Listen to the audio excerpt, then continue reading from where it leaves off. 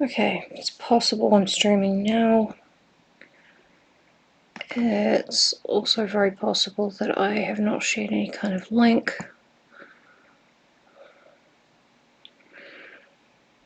But I can't share the link on Twitter because I'm not signed in via Twitter here, because why would I be? Link copied to clipboard. Link emailed to husband. Go. I'm live for all of this because why wouldn't I be? Because there's no one here yet, also. Hey! How's it going? Is the audio okay?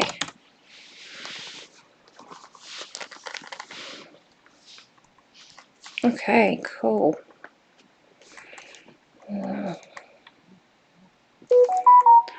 Right, I'm going to share the link with Blue Sky again, because awesome, I'm so pleased. Thank you, love. I have to go in a roundabout way because why wouldn't I? Our computers are supposed to make things easier, but they just make everything incredibly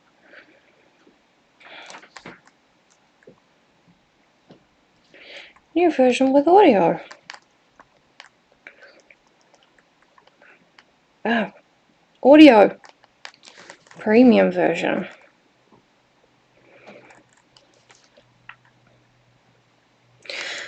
Okay, there's a bit of a lag here, but that's okay. There we go. Well, I haven't actually streamed for a while, so this is okay that it is a little bit very janky, and stop giving me moderation tips in my own chat. I'm not going to say anything, but I might say something bad. Never know. Oh, well, while we wait, how is everyone? How are the two viewers that aren't my husband in the other room? Three, nice.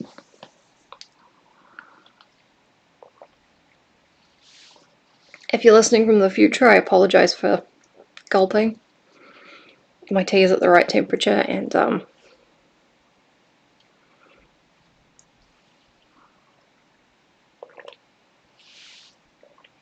my god, it's amazing. It's so good.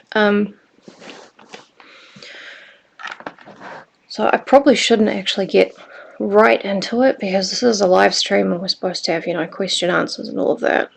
So, eating sushi in an unfinished basement. Aren't we all? Like, in a way. But not in a literal way. Because I'm not. I'm drinking tea in a hoarder's bedroom. You honestly would not believe this place. And it's all my stuff too. I can't even blame anyone. I'm drinking tea in a hoarder's bedroom. We're eating sushi in unfinished basements. This is the demographic. These are the people that I appeal to. And I mean that in a good way. I was thinking the other day about when I was going to set up a rival gym to a gym in town I have a feud with, called Megan's House of Trash Sluts Getting Chased by a Dog. And it would take place in their car park, but then I couldn't get the dog. Hey, Nick Farah! 7 years, really? Oh my god. Yeah, that is the two genders. 7 years, oh my god. Well, I've only gotten more agoraphobic. I'm turning 40 this year. That's like an adult human of the world. I don't know how to do it, but assuming I suddenly grow up in late June this year. Sorry, everyone. I don't think it will.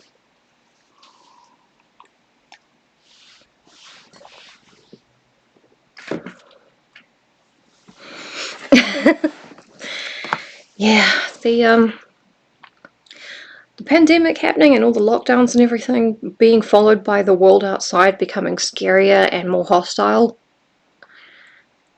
I don't think it's been good for people. I don't know, this is a pretty brave and bold opinion, but I don't think it's been ideal. So we got 5 viewers, we're about where we should be for how many people are going to join us. Do we have much knowledge of Anne Rice's The Mayfair Witches books? Oh, that's okay. Thank you for joining us, Nick.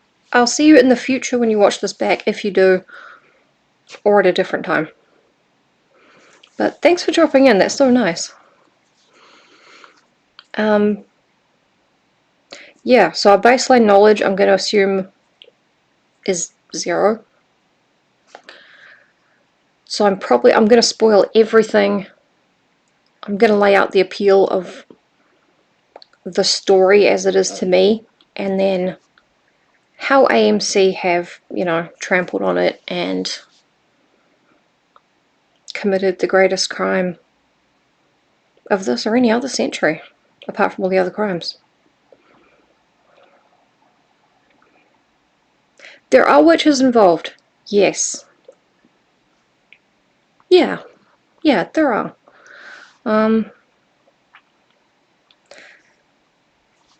So the books and the show start off with, oh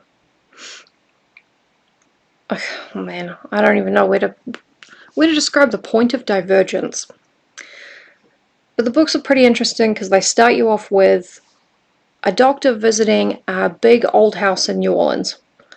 And it's like, oh, these old houses, and this is so beautiful with its big gardens and everything, but it's fallen into such disrepair, which is a metaphor for the 20th century, probably. And he's treating Deirdre Mayfair. She's the latest in a long line of Mayfair women. So she technically holds all the money, all the power in this family. She's the 12th of that line going back. But she is in a Thorazine coma in a rocking chair on the porch. And the doctor's like, oh, this is kind of fucked, honestly. This poor woman, she's like 40, and she looks so old, her brain is gone pretty much. She's being and has been drugged for a very long time by her shitty aunt Carlotta and her less shitty but generally ineffective inbred older aunts. So it's this house of old women, and the one woman who's supposed to have the power in the family who is just drugged, wearing a nightie and a giant emerald necklace.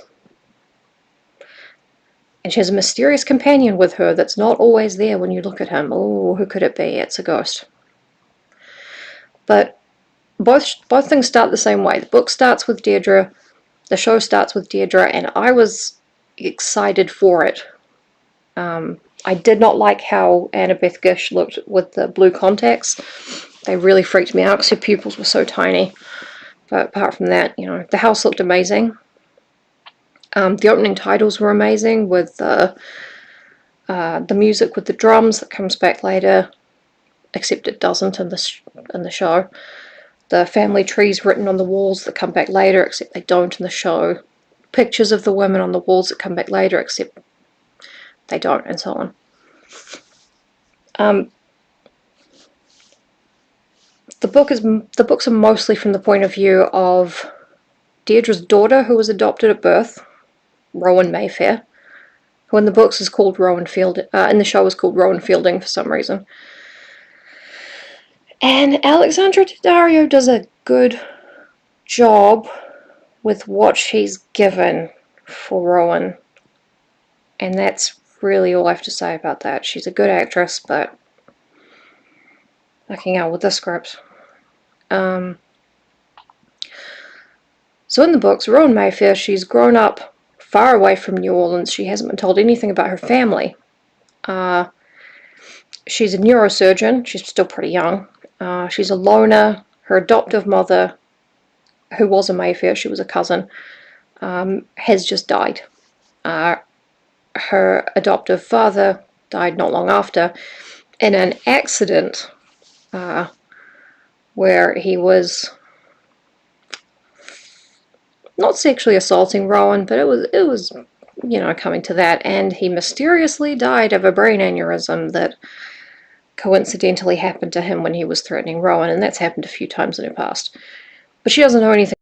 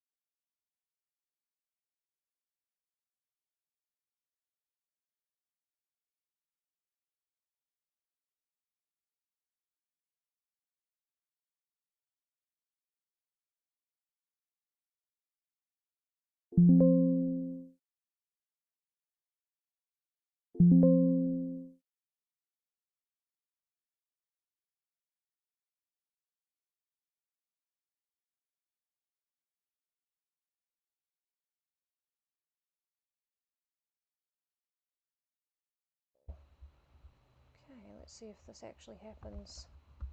Here we go, I've got audio input capture is happening.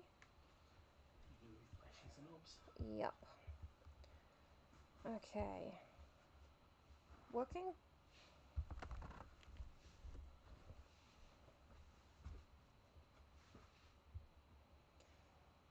Maybe it's working. My bit rate is low. Your bit rate's low. Fuck off.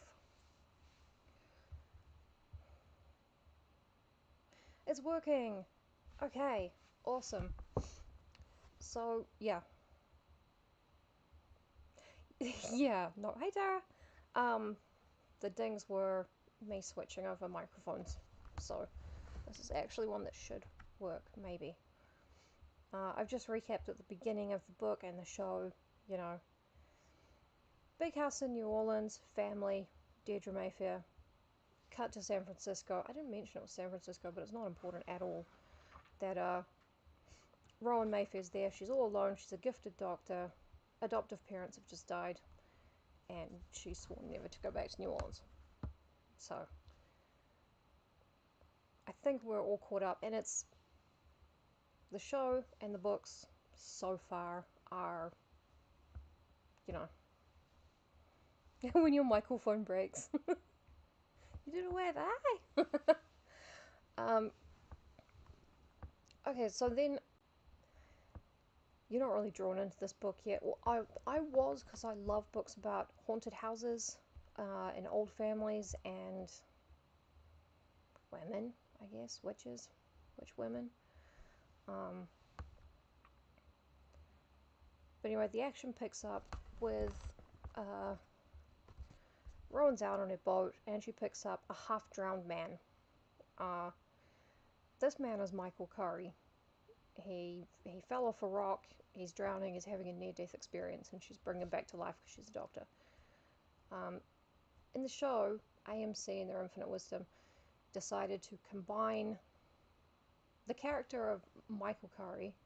Yeah, haunted families. The Mayfair family is a haunted house, and that's what's so cool about it to me. But we'll get into that. Later on we meet Aaron Leitner, who is a man from the Talamasca, a secret shadowy organization that exists to study, document, and observe the supernatural in the world. They've already been introduced in the Vampire Chronicles. But here's the thing that made the Mayfair Witches series make sense to me. AMC is planning a series about the Talamasca, which could have been interesting in kind of an SCP Foundation kind of way, but in this I don't think the Talamasca are a bunch of scholars, and you know, some people have mildly, you know, they can lay their hands on objects and read their history a little bit, they're slightly telepathic, they've experienced reincarnation, something like that. Most of them aren't. They're just people who are into the supernatural, the paranormal, and studying it, and that's about it. Yeah, the Talamasca is cool, but the TV version, what they're setting it up for is, I think, a bunch of people with various magical powers drawn from various traditions around the world, so as not to be accused of not being inclusive, but it kind of comes across as the token magical person from each culture. It comes across a little Captain Planet-y, a little trying too hard. I don't know. I like diversity in shows. There's just something about this that feels weird. But it really feels like the whole story of the Mayfair Witches has taken a back seat to this, like... It feels like the Talamasca is the Mary Sue of whoever wrote the series. They're like, oh, but actually, let's bring this all back to the Talamasca, because they've got powers and contacts and they're super rich and they know everything. And so in the books, Aaron Leitner is a guy you meet later who he's been one of the Talamasca's many people throughout the centuries to be observing the Mayfair family. So he's briefly met Deirdre when she was younger. He's seen artifacts from the family. Hey Josh! And he becomes a friend of Rowan and Michael. For whatever reason, the show has combined Michael Curry and Aaron Leitner into one guy called Cyprian Grieve. And I don't know why his name is that. It doesn't matter, it's fine. But it could have been a good change. Michael comes back from his near-death experience on Rowan's boat with a power in his hands to read the history of objects when he touches them, right? He also comes back with a vision, which we don't get in the series. We don't get this vision, and it's because they have no intention of doing the actual plot. Oh, Aaron is so great. He's so nice. He's an old British gentleman. He's fascinated by the family and witches, and he's just a gentle, trustworthy guy. I love Aaron. But they've conflated Michael Curry and Aaron Leitner into one guy. Could have worked, doesn't. So Cyprian Grieve in the show is a guy from the Talamasca who, like Michael Curry, he grew up in New Orleans, and he remembers seeing a mysterious man standing in the garden of that house, which Michael Curry did throughout his childhood, that no one else could see. So far so good. That's Lasher, that's our family ghost, who is in the show, surprisingly, when it's not about the Tower Massacre and their magical powers. But like Aaron Leitner, he's a member of the Tower Massacre, and he takes over watching Rowan Mayfair when her adoptive mother dies. So, you know, he meets her and tells her about her history and everything, and they fall in love. It's not clear whether it's actual love or they just have sex so Rowan can get pregnant. It's just unclear. They seem to feel less than friendship for each other afterwards, which I'm pretty sure is just a plot hole and not actually intentional, but yeah, in the books. Okay, Michael. Let's go back to Michael and his vision, because that is actually important, and it's actually part of a good story that I actually wanted to see adapted. So Michael's been swept off rocks, he's in the icy cold sea, and he has a vision of, he can only remember a woman with dark hair who is wearing a jewel. A woman with dark hair, a jewel, something about a door, and the number 13. And that he has met a bunch of ghosts, they've explained something to him, and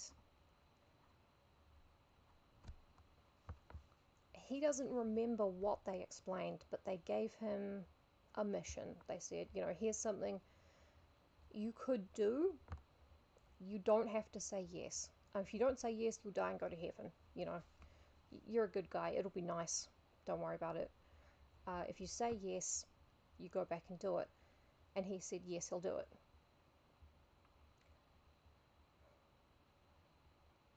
The Titanic door, I don't know, maybe it was from room 13.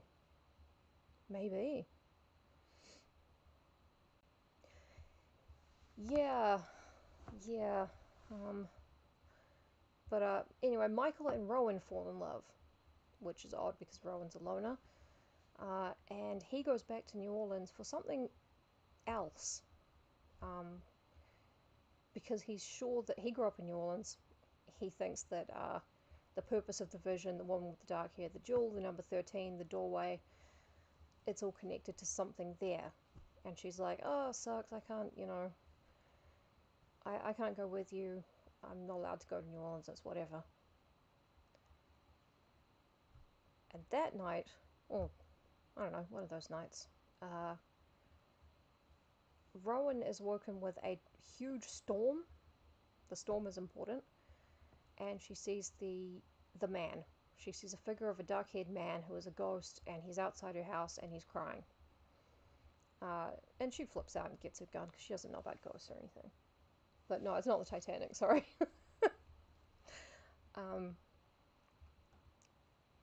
she gets a phone call that morning from Carlotta saying, Deirdre Mayfair has died. She was your mother, or your birth mother, and now you've been informed. Fuck you. Ron's like, wait a second, wait, hold up. I don't even know my birth mother's name. I've never heard of her before. I would like to go to New Orleans for the funeral. And she's like, well, we're burying her at 3 p.m. Fuck you. Rowan is also fabulously wealthy, by the way. It just makes everything easier. Yeah, there's always a storm when the witch dies, which we find out. The witch is the primary woman in that generation in the Mayfair family, and it's always mother to daughter. Always has been. And there's always a massive storm with a great lashing of the tree leaves and branches and such. So that's what draws Rowan back to New Orleans. Then, of course, it turns out Michael's vision is about her and her family, and that all syncs up and they get married.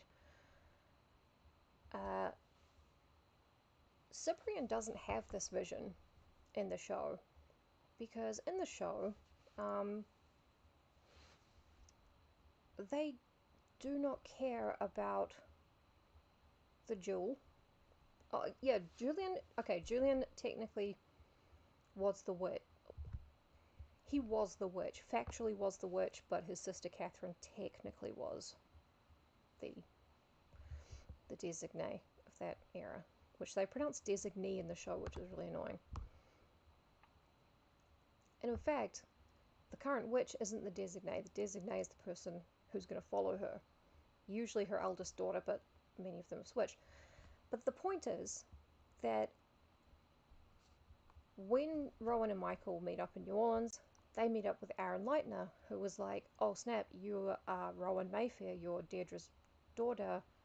We've been following your life and that, and I think there's something you should know about yourself. And he gives her the Talamasca's file on the Mayfair witches. And then in the story, you get drawn into... yeah, it was a boy witch. It's gender norms, you know. Gender is fake anyway. With the file on the Mayfair witches, you get drawn into this family that you've only ever heard hints of before. This huge, sprawling, secretive, fabulously wealthy New Orleans family that Rowan comes from, and she's finding out about it at the same time you are. So you know about poor Deirdre, who had her baby taken from her, was drugged with Thorazine, had a ghost hanging around her, and died with a huge storm. And you know about Rowan's shitty aunt Carlotta, who is a woman who has the entire town cowed, you know. She's a horrible little pious shitty woman, basically. You've heard hints about Carlotta's cousin Cortland, who in the series is alive, but that's fine.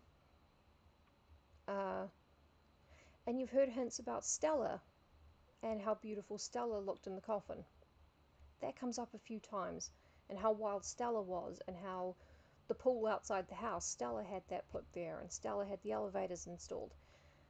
And your curiosity about this family has been ramping up, with a bunch of little hints dropped throughout. The show kind of went there, except in the show's timeline,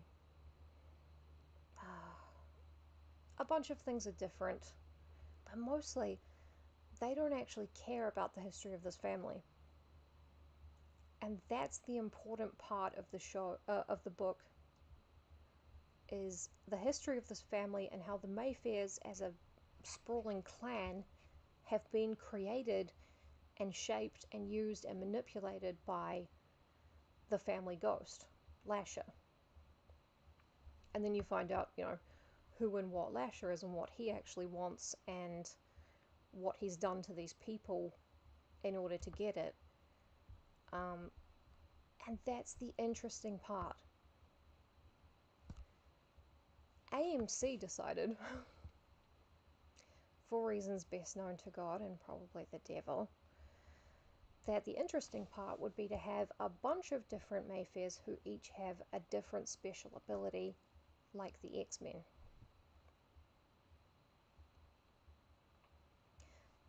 So in the books, sometimes people are born with, you know, a special ability to sense an otherworldly world, or, you know, to move objects, to get feelings about people. No one has superpowers. No one's the X-Men.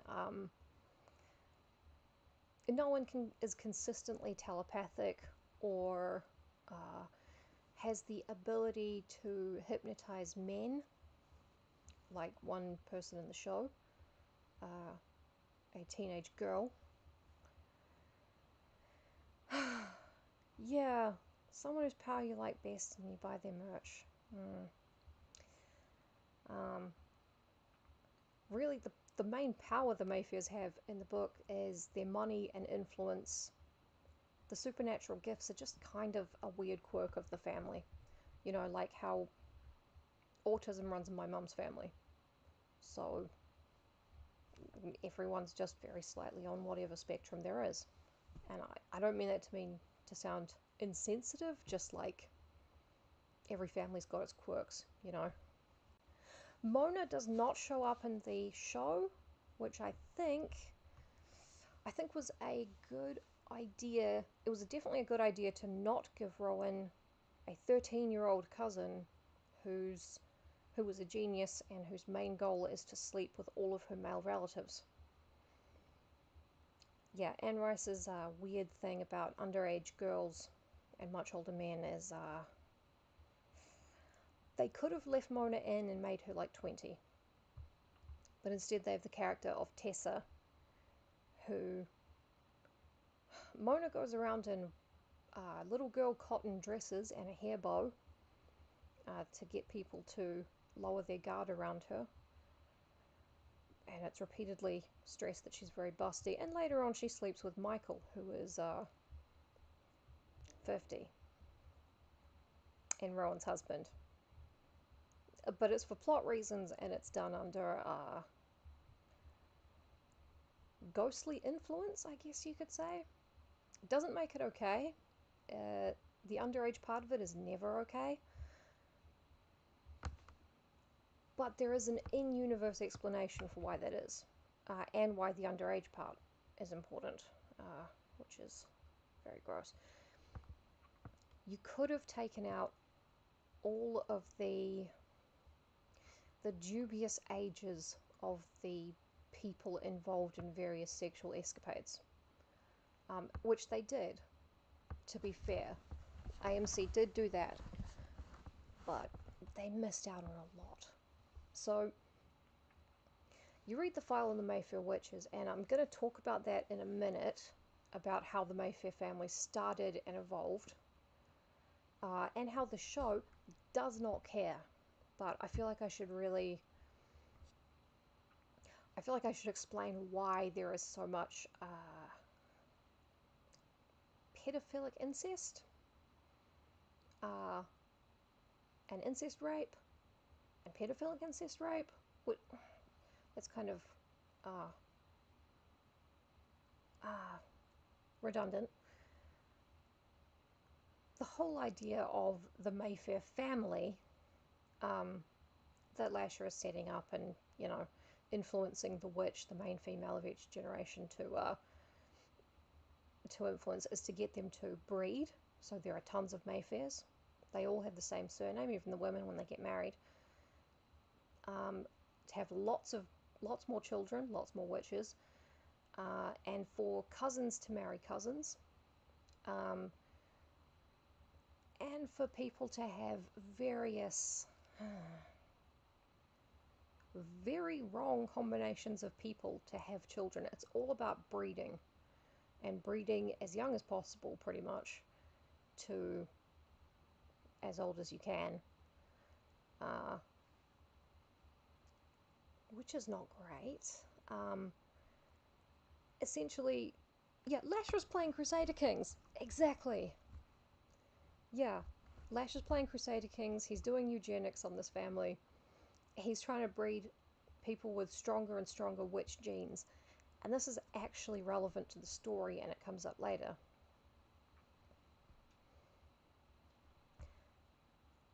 AMC doesn't care about that, which is really weird, because apart from the Talamasca, the organisation following the family, they are very focused on Lasher, the family ghost. And, I actually don't know what to talk about next, whether I should... Yeah, I should talk about the file on the Mayfair witches, the history of the Mayfair witches, because then the rest of it's going to make sense. So, there's a lot of really dodgy underage stuff, there's a lot of non-consensual stuff, there's a lot of incest, there's a lot of just really horrible... It's a psychosexual nightmare of a family, but it is for the purpose of breeding the purest witches. So, in the present day storyline, the Mayfair family has a lot of, how do I put this nicely? Dynastic dropouts? Yeah, a few of the witches have not designated their eldest daughter because they were little... The word they use is feeble-minded, which I think is kind. That's a nice word. So there are a lot of inbred Mayfairs. Not full Habsburg, because they're all very attractive. Even the inbred ones are very good looking.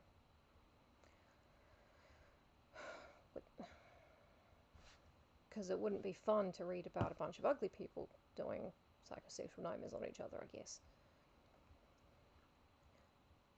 So the Talamasca have been keeping a file. They go around recording witch trials and stuff. So one random guy, Jan van Abel, who's a Dutch dude, works for the Talamasca, is sent to cover a witch trial in Scotland. In 1660 something. Yes, there are black Mayfairs. That part I liked in the show. There are Mayfairs of all skin tones, which I thought was great. I thought it was probably more realistic in the books that the uptown Mayfairs were all white and there was like a group of black Mayfairs who didn't mix with the rest of the family. Didn't like that. But yeah, it was great in the show that there were black and white Mayfairs who all seemed to be on an equal footing within the family. That was cool. So anyway, Jan van Abel, young Dutch scholar, goes to Scotland and he's just missed the burning of the witch. He missed the trial. That sucks. But he's there to pick up the witch's daughter,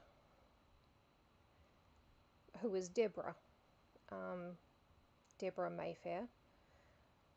She's called Deborah Mayfair because her mother, Suzanne, the witch who was just burned, had no surname. It's the 1660s, it's whatever.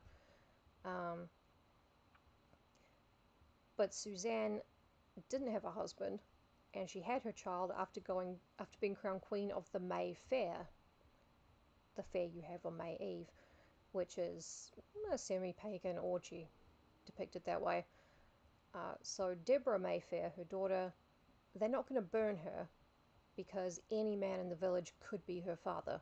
So they have kind of a policy of let's not murder children who were born after the May Eve orgy. Seems sensible. So Jan van Abel, being a good dude, being a nice guy, says, I'll take this 12-year-old who is very physically developed. He notices that. Of course he does. I'll take her back to the Amsterdam mother house and we'll look after her. The Talamasca will look after her. We take in, orphan children, even if they don't have abilities, We're not going to let her starve in this shitty Scottish village. And of course, when Deborah leaves with him, there is a mysterious man watching her from the fields. So, Suzanne Mayfair is the first witch of the Mayfair family. Later on, Deborah explains her mother's backstory, which is that she was a healer, in their Scottish village. She was a healer, a midwife. She wasn't too bright. And one night, a witch finder came through their town and hung out in her cottage and slept with her, because why not? And showed her a bunch of books on demonology. And he was saying, you're a midwife and a healer. I burn people like you all the time. I'm not going to burn you because I like you, but don't read any of the chants in this demonology manual. So Suzanne, being sensitive to the supernatural world, takes her daughter out to where there are big trees and calls down Lasher. She says, come my Lasher, serve me, be my avenger, stuff like this. And the tree branches come together and they lash around in the wind. His name is Lasher because he lashes the tree branches around. That's all we know for now. Later we find out more about that, but so that's when the spirit, the family ghost, first started interacting with the Mayfair family. And yeah, Suzanne was really just a healer. She didn't actually do much with having a familiar spirit. She just liked hanging out with him. Ghosts in Anne Rice's mythology, they're kind of diffuse. They really like it when a witch looks at them because it kind of gives them energy and helps them to feel strong and like a person. Gives them personality and purpose. They're not just kind of drifting in a timeless void. So Lasher gets very attached to Suzanne. They're pals. He's a ghost, it's a thing. And he attaches himself to Deborah after Suzanne is burned. They do. They want to be seen. They want representation, as we all do. So, yeah, Suzanne's burned. There's a huge storm. I don't think Jan Van Abel sees the storm, but he hears about it. Massive storm. As we're going to discover, there is every time the witch of the Mayfair generation dies. So Lasher follows Deborah to Amsterdam, and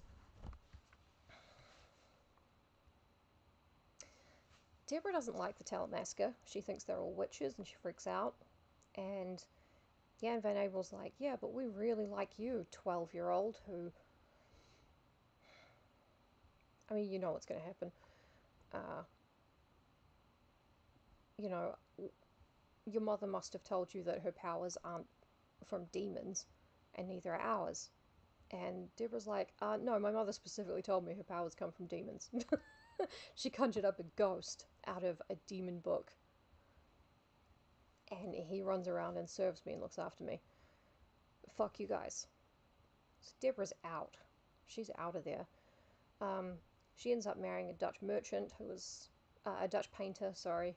He's relatively rich. He buys her the famous Mayfair emerald, which I don't have a replica of, but I've been searching for it my whole life.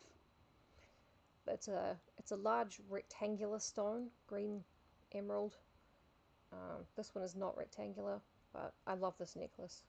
Evelyn bought it for me for one of my birthdays. It's green stone, I think. So Deborah covets that necklace. Her husband buys it for her, and it becomes the token. So after Deborah, every witch in the family wears the necklace on their wedding day. They often wear it frequently. It has Lash's name inscribed on the back, and it's like the part of the inheritance that comes with the title of being the witch of this generation. You get the necklace, you get the fortune, you get the house on First Street in New Orleans, which hasn't been built yet because it's the 16 whatevers.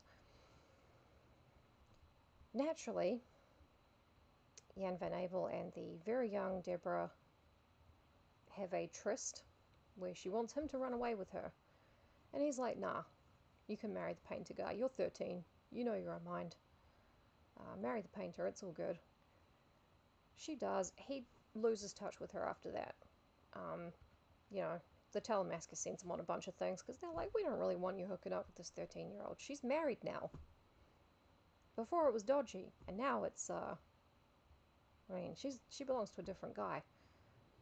Who, to be fair, Deborah lied about her age to the Dutch painter, so he didn't actually know she was 12. Thought she was 17, which is fine. Not fine, you know what I mean. Who could have foreseen this? Later in life, Jan Van Abel is called to the witch trial of a French countess. And yeah, the countess is Deborah.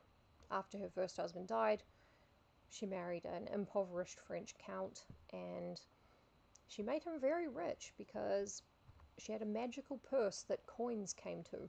Coins and jewels of all kinds. And what this is just Lasher running around grabbing coins and stuff and transporting them back to Deborah. He can't do much. He's not like a super-powered, invisible guy. He's just a ghost. Like, he can move small objects through the air sometimes. He can create the illusion of a guy to be seen sometimes. He can make sounds. There's not a lot he can do. He can do more when a witch is really focusing on him. So Deborah has used Lasher to... oh, and he can find out secrets for you, you know, by going and spying, because he's a ghost. So Deborah's used Lasher to build a fortune. She's made her husband rich. She has a healing touch. Everyone in the village loves her. She's a great countess. Tragically for Deborah, it all falls apart. Yeah, I know, right? I can move a small object as well, but that's part of why ghosts hate the living, because we can actually do that. Excuse me, this is a no sugar, no carbs, natural, clean, collective, energy, carbonated apple water.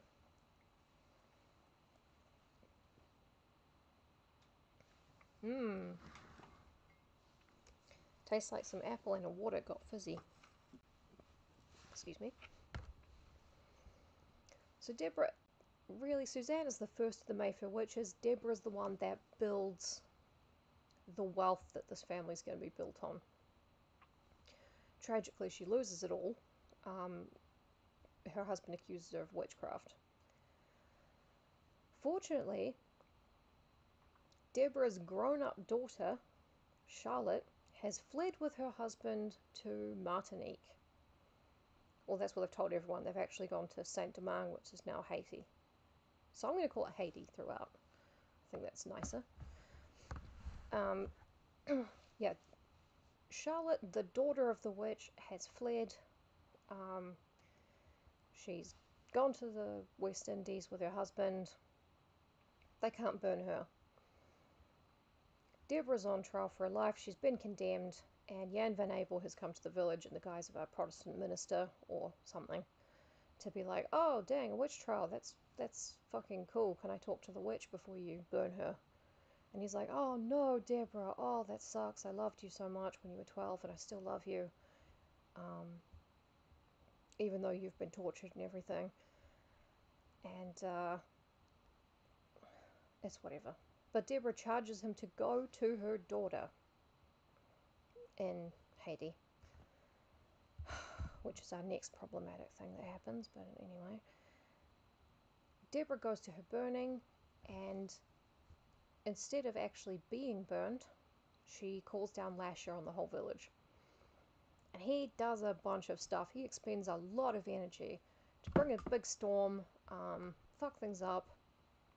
She gets away from her captors. A bunch of shit falls on the balcony where her husband and her mother-in-law and her 2 young sons, who condemned her as well, so fuck them. All this shit falls on that, kills them, kills a bunch of people in the village. She jumps off the top of the church in a very dramatic fashion and dies. And Jan van Abel, no one can see him, but he does push the witchfinder to his death, which is very naughty of him, but who wouldn't? So Deborah is dead. There's a massive storm. And that is the big dramatic beginning to the Mayfair witches. That's when we have records of them. The next one we discover is Charlotte. So when Jan goes to visit her in Saint-Domingue, strangely, she doesn't look like Deborah, who has dark hair and blue eyes, as many of the Mayfair women do. She's a very tall, blonde woman who looks like him. And it doesn't actually take him that long to figure out, yes, she's his daughter. I'm pretty sure you all know where this is going. But Charlotte is living in Haiti. She has a lot of enslaved persons working for her involuntarily because they are enslaved. But they all love her, so that's fine. Her husband has a terrible degenerative disease, and she's had a son, I think, but she wants a daughter. She wants a witch to pass Lasher down to, and Lasher has brought her the emerald, and Jan van Abel brings her news of her mother's death, and she's pretty upset about that. Lasher has also brought her a bone from Deborah's body, which which also becomes part of the awesomely horrific gothic mythology of the Mayfair witches. Later on in the future, in the present day setting, when Rowan gets her inheritance and she goes to the house on First Street, one of the things she finds is a big trunk full of dolls from the old country. There are 12 of them in there. They're made from a human bone. They've got little outfits, and each one of them is one of the witches who came before. They've got little smiles drawn on in blood. They've got human hair stitched to them. It's very cool. It's so gothic. It's so weird. So Charlotte already has the doll of Suzanne from one of her burnt up bones. She's got a doll of Deborah now, and when she holds them, their ghosts show up and talk to her. It's actually just Lasher. He's just putting on someone else's face and pretending, but I love that detail. It's like taking a voodoo doll and just making it weirder, much grosser. There's a lot of body horror, stitching the little things. Stella, who you might remember as having been so beautiful in her coffin, her cousin Cortland, I believe, she requested to be lain out in the parlour of the house in First Street so that Cortland, her cousin, / possible brother / possible father of her child, could cut her foot off to get the bone out to make her doll. It's very gross and weird, and I love it so much. Didn't actually need to bring up that detail, but in the AMC series, which fuck those guys, they do have a doll, and it's made up of all the bits of various previous witches. Now, like, this is Deborah's hip bone, and this is someone else's hair, and these are someone's fingernails, which is a very gross image. I liked how the doll looked. It was very creepy. It wasn't used to conjure up ghosts or anything. It was used as its own source of power and then never referenced again. But it raises a lot of questions about foresight. Like, at the point where all you had was Deborah's pelvis, what, you just put a wig on that and go, later on it'll look more like a little guy. And we add more people to it. So I liked how it looked, I liked how creepy it was. I didn't like the implied backstory because it just felt kind of lazy. Anyway, I'm going to flick back to the 80s. Charlotte's in her 20s, so it's totally fine when she kidnaps Jan van Abel, Talamasca scholar, and her biological father, and keeps him drunk and on drugs in a little guest house until she's sure she's pregnant. Which he's conflicted about, but not that conflicted. So, yeah, that's not great.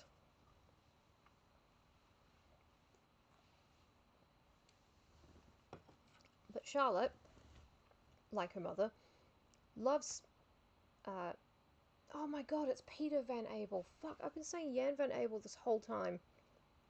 That was his father. Peter Van Abel. Oh my god, I'm so sorry, you guys. I fucked up. This is well below the quality that you expect of a person who doesn't even know how to do their own audio.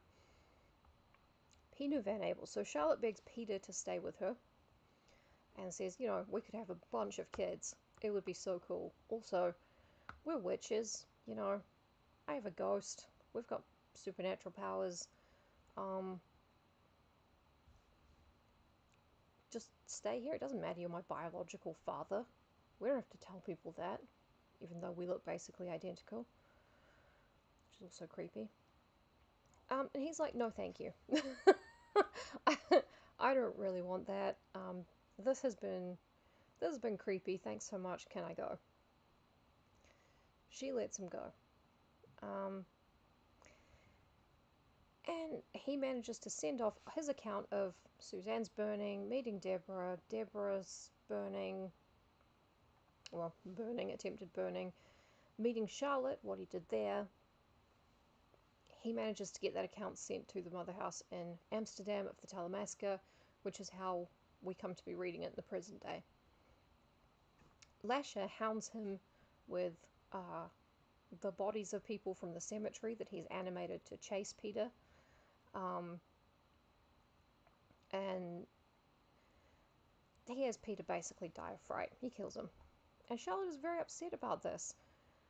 Lasher is learning, and he has his own thoughts and goals, which is kind of a shock to her. She's not that happy about that. So for a while, the file on the Mayfair witches is pretty bare bones. Ha! Bones, like the dolls. Because they can't really get people close enough. And the Mayfairs live on this plantation. They're hugely wealthy, they're only getting wealthier, and it's quite hard to get reliable info on them. So we only get kind of a sketch of the next century. Charlotte, with her biological father, Peter Van Abel, has twins, Jean-Louise and Peter. Yes, she named her son Peter after the guy who fathered him. It's fine.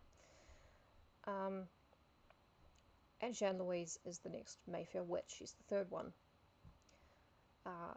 Peter and Jean-Louise are devoted to each other, and even though Jean-Louise does marry later in her life,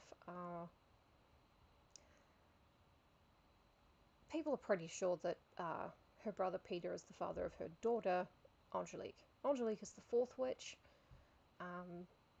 Again, not much really known about her, except that her whole life she called Peter Papa, which is a little... Yeah, they don't give a fuck, right? They live so isolated, they're on a plantation, they're rich, they're doing what they want. And they die on the very same day, aged 80. And there's a massive storm, because of course there is. Storm when Charlotte dies. Storm when Jean-Louise and Peter die. Storm when Angelique dies. The next source of information we have comes from Julian, who I love, and the series did him real dirty. But if we're going to pop back to AMC's series,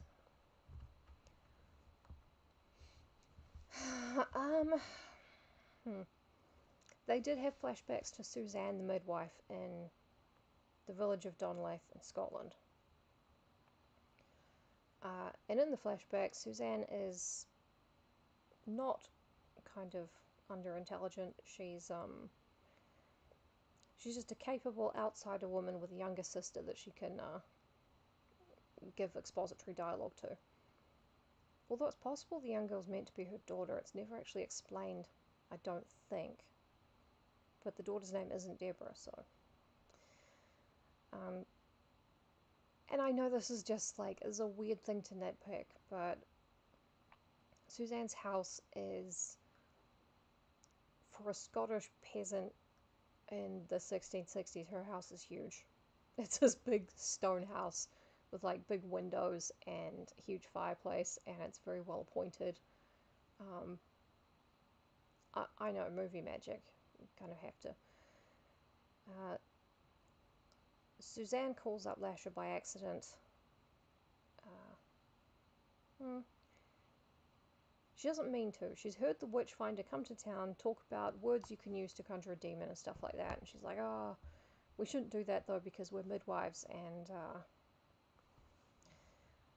her mother dies and she's invited to a secret mourning ceremony in the woods with a bunch of other women who are all naked and screaming and crying because they're secret pagans. Which in the context of history is stupid, in the context of the book, fine. I don't have time to get into the witchcraft persecutions of early modern Europe, and all my info is probably outdated anyway. Because I went to uni a long time ago, not because I was there, I'm not that old. So yeah, Suzanne has been dabbling with less than Christian subjects. But she's accused by the witch hunter, she's going to be burned, and she uses the magical words from his book to call up Lasher, the ghost. Lasher terrorizes the village, kills a bunch of people, and gives her the special key with an emerald in it that the Witchfinder wears about his neck. That is the key to her cage. That's the Mayfair emerald from then on. It's not as good looking, it's not as interesting. And Suzanne lives, and she and Lasher are kind of bonded to each other after that experience. That's an okay adaptation. I don't mind that because it gives us bits of Suzanne and Deborah's backstory kind of mashed together. We get it through a flashback that Cyprian, the Talamasca guy, is having It's really stupid. It's so fucking dumb. Yeah, it's pretty unkind to to change the Witchfinder to be right. I guess he was right the first time, though. She did have a familiar spirit, but... Mm, mm, yeah, so the Telemasker and the Mayfair family are related, in one sense. In that sense, in Peter Van Abel's sense. But of course, he's not in the adaptation. Um, so, with that first half of the history of the Mayfair Witches, you have this weird, fucked up gothic family. It's very Dark Shadows-esque, with the references to Martinique and everything. I really like it. I like that we aren't really told anything about the lives of Jean-Louise and Peter and Angelique. And Angelique's daughter, Marie Claudette. We don't hear much about her early life. I like that all that part is really shrouded in mystery. And I know it's because it just wasn't written, but yeah. It's an explosive opening to the thing, and it's showing Lasher serving the witch of the family, but also building this structure where there is a witch, she's the focal point of the whole family. They're breeding like absolute rabbits. They're also inbreeding and concentrating the genes. It's kind of the start of the structure of the family we encounter in the present day. In the show, they think, we'll just pick it up where Suzanne gets Lasher, and then she's fine. She's a witch, he's a ghost. And then, you can extrapolate from there. There was a bunch of them. And I think that was such a bad decision on the part of the show.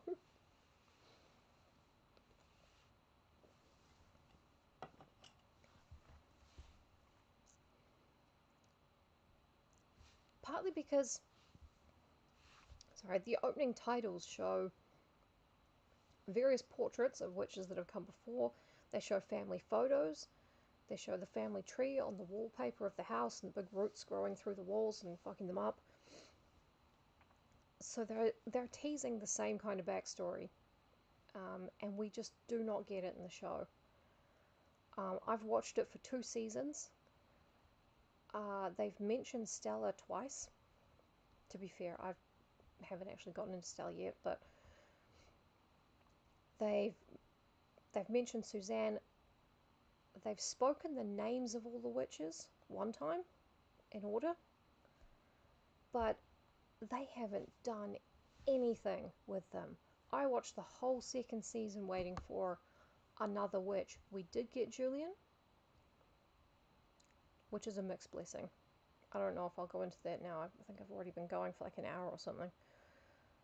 Oh my god, I have been going for an hour. Shit. Yeah, Lasher I'm conflicted on. I'm conflicted on the guy they got to play him for the show, because I first saw Lasher in the show and I was like, oh. I feel bad about. But yeah, Lasher is to the witch their invisible servant. He's their best friend. He's an annoying puppy that needs attention all the time. He's jealous and possessive and controlling. They have intense erotic relationships with Lasher. It doesn't really seem to bother them that it's passed down from mother to daughter. They're like, yeah, you fucked my mom. That's so cool. Let's go. Odd. But yeah, the show decides to just, fuck it, let's just throw away this amazing gothic backstory that only gets weirder when we pick it up with Marie Claudette, to just have an origin story. Near the end of the show, the first season of the show, Rowan is pregnant with Cyprian Greaves' child.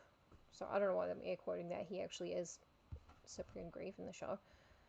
And it becomes clear to her when she has an accelerated pregnancy and gives birth inside of a vision of Suzanne's house, and also inside the Mayfair family tomb, that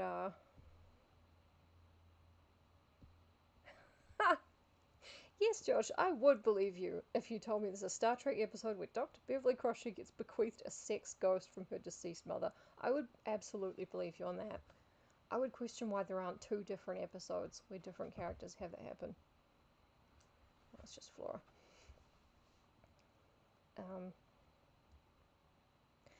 Yeah. So yes, Rowan is giving birth inside the Mayfair family tomb, and also inside a vision of Suzanne's house, and Suzanne is a ghostly midwife. That's fine. I don't really care about that. Thank you, love. Flora. Fucking cat. She's been a little dickhead to me all day.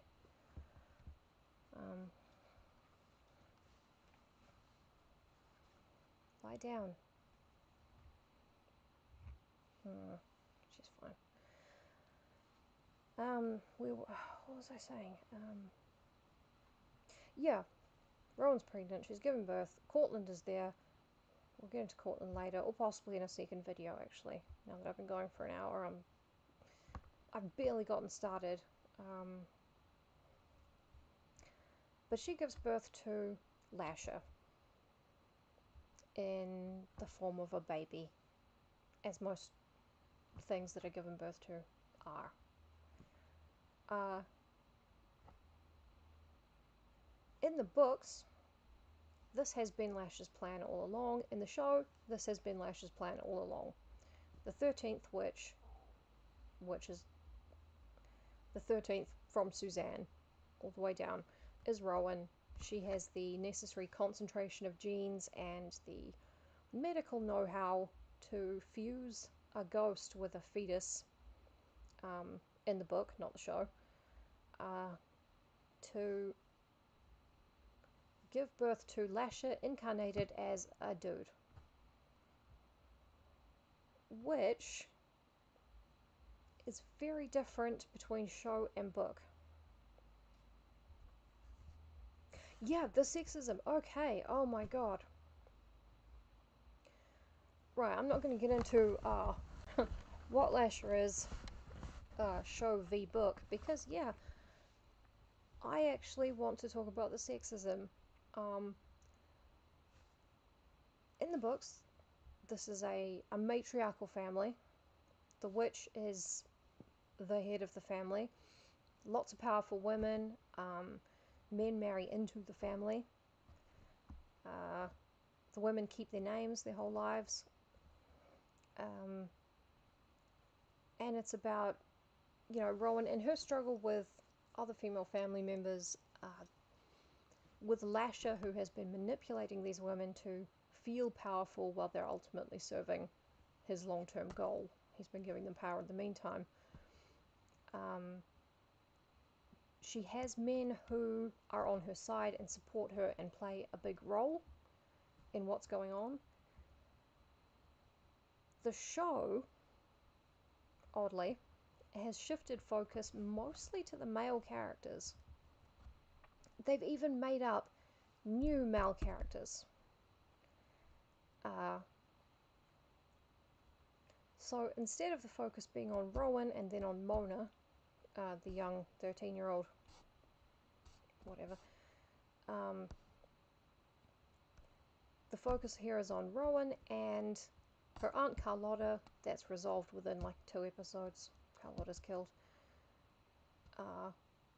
Her uncle Cortland, who is alive in this and is a primary antagonist. Yeah, the baby is a Taltos. We'll get into that later.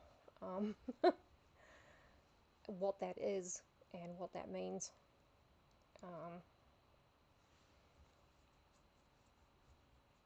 Yeah, that's the second baby. The first one is Lasher. But yeah, the show, it's Rowan versus Cortland. It's Rowan with Cyprian Grieve. It's Cyprian Grieve and his superior, whose name I've forgotten, but it's a Talamasca guy. Talamasca guy turns out to be in cahoots with Cortland, and they're scheming to get Lasher for themselves. And there's also a men's rights activist group who only feature in the first season of the show. They're there to do a commentary on something. but the second season drops them completely. So the first season, there's a men's rights activist group. They believe in witches.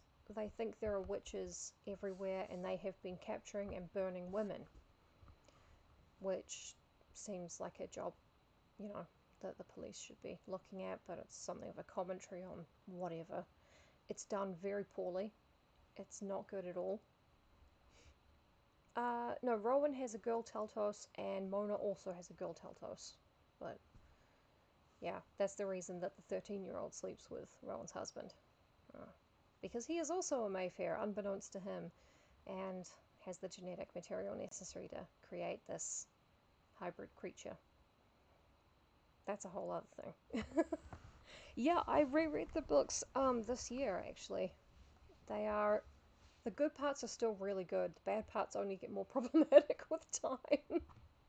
I first read them when I was 13, so I was like, oh, this seems dodgy, but I mean, I'm an adult.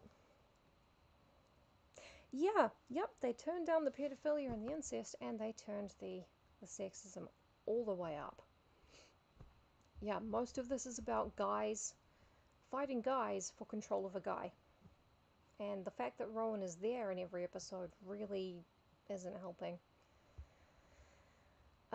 So the men's rights activist group kidnap the young girl Mayfair, Tessa, who they made up for the show, and they're going to burn her alive. Rowan ends up almost rescuing her, but she gets shot and killed. So Rowan kills the rest of the group with the help of Lasher. There's also something about the men's rights activist group targeting the Mayfairs because one of the Mayfair companies shut down and a bunch of people got laid off from their jobs. And I think it's meant to say something about the class divide and income inequality and all of that. It doesn't end up saying anything. And it really doesn't end up saying anything about the sexism either. So it's just kind of thrown in there as a, topical, without any real understanding of everything that is just underpinning real world issues. It feels extremely tone deaf and honestly patronizing. So the second season introduces more men to compete for the male ghost. Cyprian Superior does get killed and he teams up with a female Talamasca agent. But Cortland's father, Julian, Cortland is resurrected. He's killed by Rowan at the end of season 1, or turned into a pillar of stone. But he's brought back because they need him for some bullshit reason. His father, Julian, is contacted as a ghost by means of a haunted Victrola, which is an old-fashioned gramophone. This does happen in the book, but very, very differently. And Julian, it turns out, has been masterminding the whole thing. He's very, very evil. He's played by the guy who played Buffalo Bill in Silence of the Lambs, whose daughter I have actually wrestled with at jiu-jitsu, so if that doesn't mean something, I don't know what does. Yeah, Cortland. He's actually kind of delightful in the series as a antagonist with a Foghorn Leghorn voice. But yeah, they bring in Julian, and Julian in this has a second family in Scotland, in the Glen where everything began, that is also headed by a man, Ian, and there are many other men there. There are also women, but very few of them have speaking roles, and none of them are gone into particularly. It's Ian and his sons. And I think they're trying to say something again about feminism and patriarchy and stuff, but all it really says to me is here's another dude on screen. We're not going to go into any of... Oh yeah, I never really watched Monk. My sister did.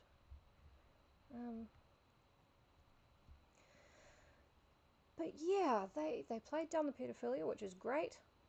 We want way less pedophilia in these books. Ideally, we want none. That would be great.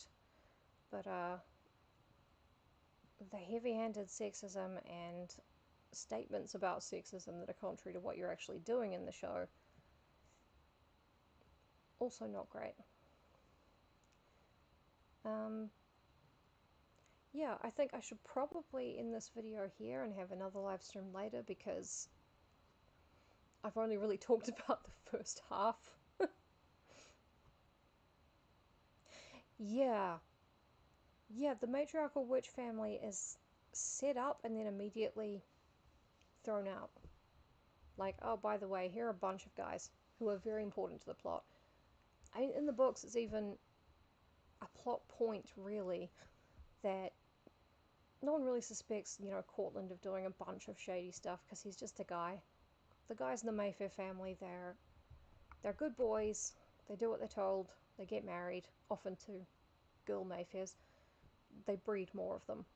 And Julian is an outlier, because in his generation, he was the strongest witch, and his sister Catherine was technically the witch, but it was Julian and everyone knew it.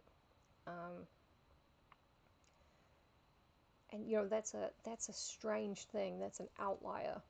And in this, it's like, oh, every Mayfair has a magical superpower. They're all X-Men. They're a bunch of guys, and they're not considered subordinate in any way or less worthy. There's no emphasis on the Mayfair women wanting to have a girl, so they have a daughter to pass the legacy to. It's actually a plot point, because Lasher promised Suzanne that he would never, promised Deborah, sorry, that he would never favour a male child over a female child of the Mayfairs, because her son's informed on her being a witch and her daughter didn't. Yeah, so it's a really bad adaptation. They've thrown out the gothic haunted house, haunted family, mansion with lots of evil secrets, family with lots of dark evil secrets and lots of history. They threw all of that away to focus on a plot of, here are a bunch of superheroes, essentially.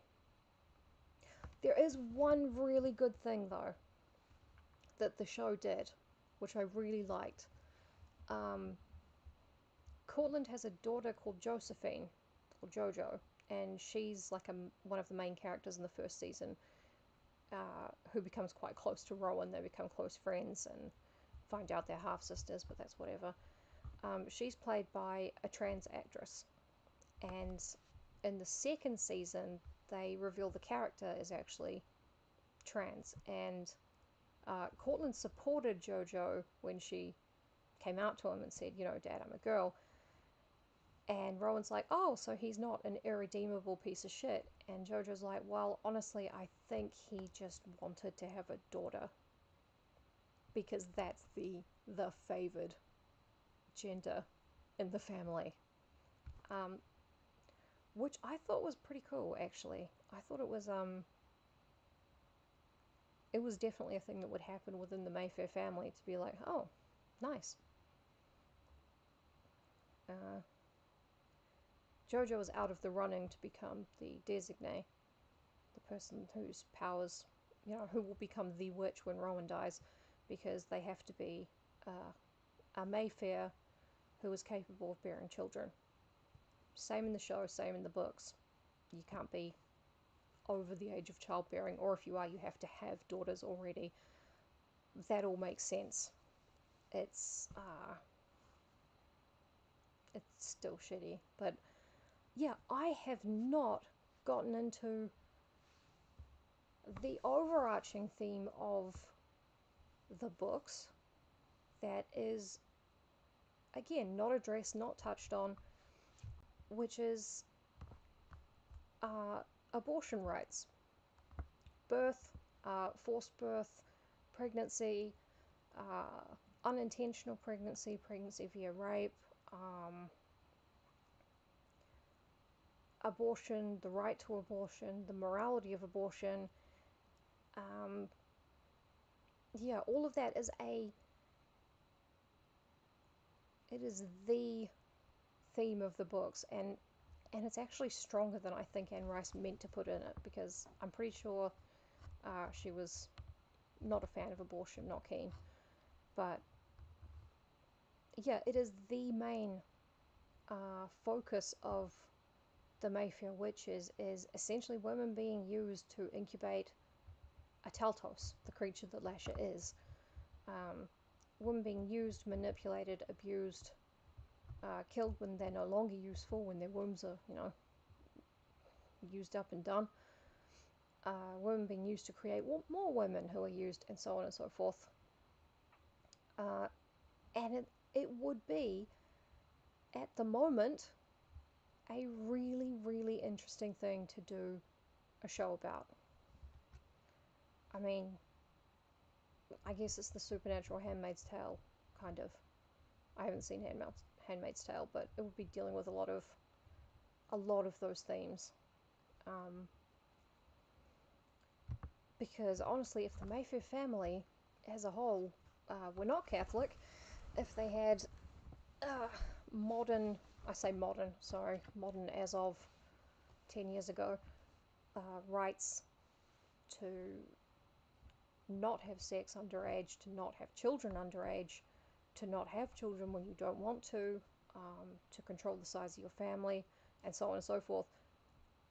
Lash's whole plan of genetically engineering a Crusader King style dynasty to get himself reborn would have been set back hundreds of years. It really would have.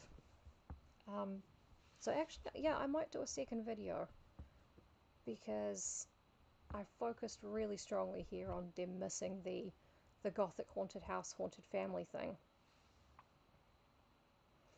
Yeah, that was the thing I was maddest about at the moment, but the thing I was maddest about last week was them completely missing the chance to...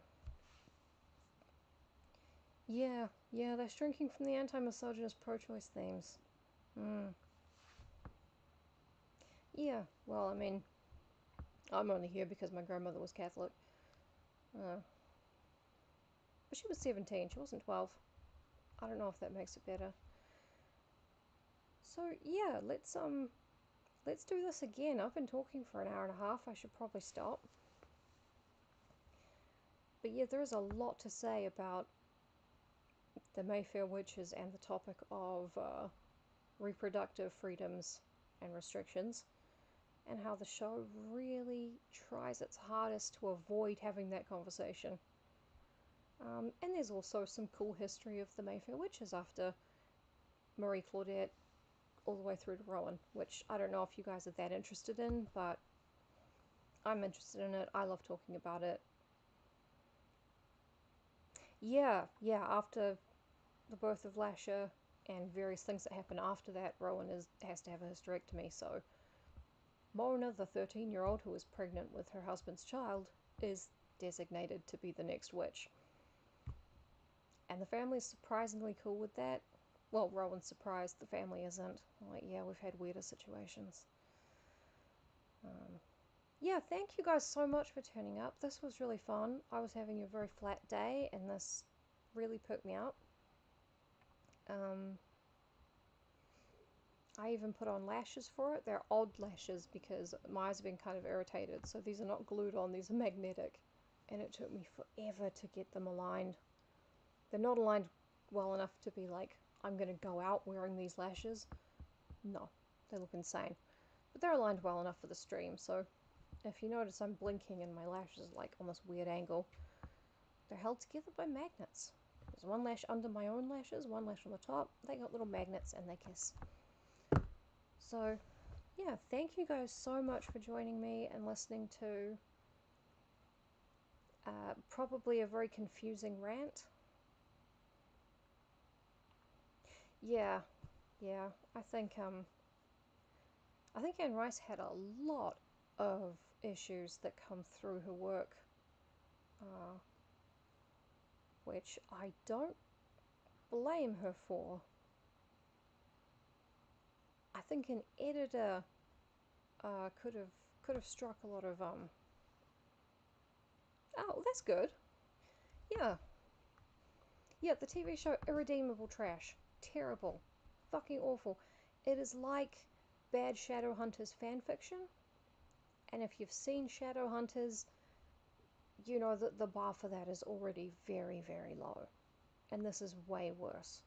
Everyone's magic, everyone's got magical powers, they're all pretty, they're all kissing. Just a trash show. On the other hand, the AMC adaptation of Interview with the Vampire, awesome. Doesn't stick to the books, but it tells a different story that has the same resonance, you know, as the original. Really, really good. Yeah, I would agree with many people that that is not my Lestat, but who is? Who could be? Actually, you know what? Travis Fimmel would be a very fun Lestat. That would be fun to see.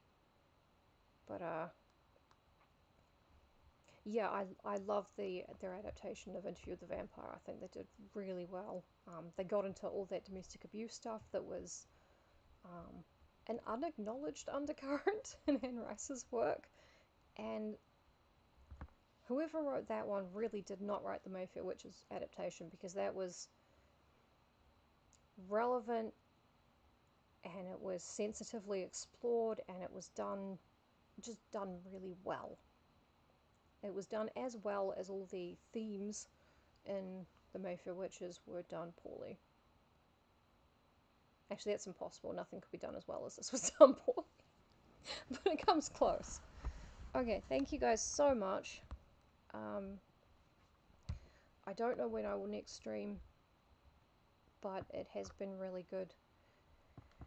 And I'm going to try and get into streaming more often. So, for some of you, I will see you tomorrow at D&D. And for the rest of you and people in the future, God knows. God knows what the day will bring. But thank you very much for joining me and being here for this. Goodbye.